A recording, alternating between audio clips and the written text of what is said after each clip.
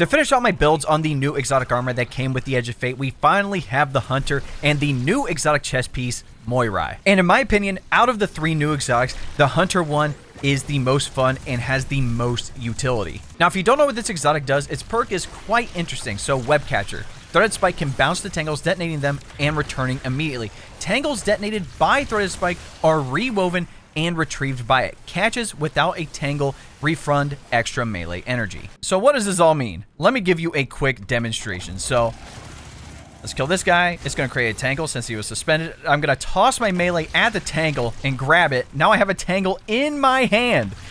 Now I have 2 Beyblades on the field. Now what's cool is that if you can keep this up,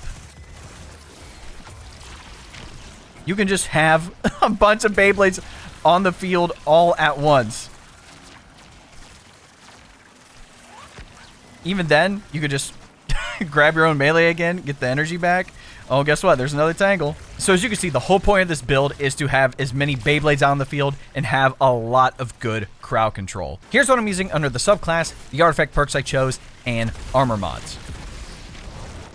In regards to your weapon options, you're not locked down to a specific weapon. The only thing I'd recommend is having at least a Strand and a solar weapon to take full advantage of the subclass and the artifact perks. And the main stats you should focus on would be melee, weapons, and then you can do grenade. Benefits of the build. Number 1, even though you're lacking in ability DPS, the amount of sheer crowd control you have and just passive damage from the Beyblades is outrageous. Once you create that first tangle, the chain reaction just happens, right? You toss out the threaded spike, you're going to hit a bunch of enemies, hit the tangle.